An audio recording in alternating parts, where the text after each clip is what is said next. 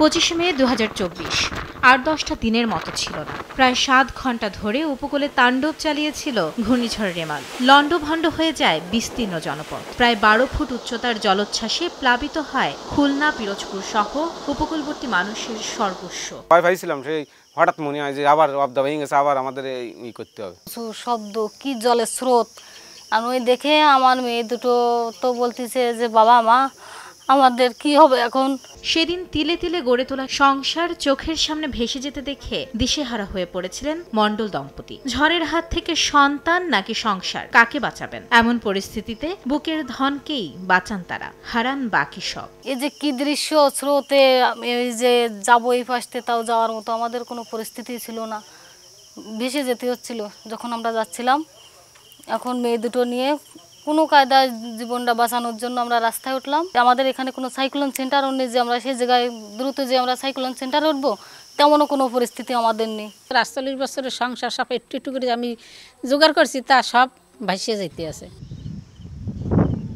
আমাদের তো সব কিছু বাসায় নিয়ে যাচ্ছে, আমরা পরবর্তীতে বেঁচে থাকলে আমরা আবার এইটা আমাকে নতুন করে সব কিছু গড়ে তুলতে হবে। কিভাবে তুলবো? আমরা তো অসহায় মানুষ। উপকূলের এই মানুষের জীবনের সাথে মিশে আছে ভাঙা গড়ার এই খেলা।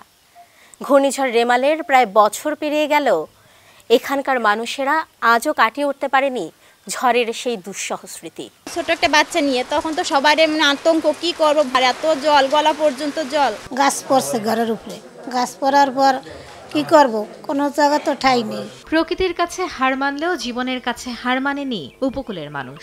খড়কুটো কুড়িয়ে আবারও ঘুরে দাঁড়ানোর লড়াই, শঙ্কা মাথায় নিয়ে আবারও সাজিয়ে তুলছেন জীবন। খুলনা ও পিরোজপুরে ঘূর্ণিঝড় রেমালে আক্রান্তদের পাশে স্বেচ্ছাসেবী কিছু সংগঠন দাঁড়ালেও তা কোনোভাবেই পর্যাপ্ত নয়। ভাঙনে সব ভেঙে গেছিল, যার ফলে আমার ওই মেশিনের সমস্যা যায়। ভাঙনের পরে আবার এই কাজটা আমরা শুরু করছি।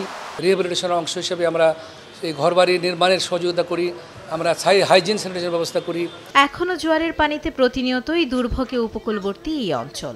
সমস্যার সমাধানে টেকসই বাঁধ চান স্থানীয়রা। মাইমুনা হায়দার চৌধুরী, সময় সংবাদ।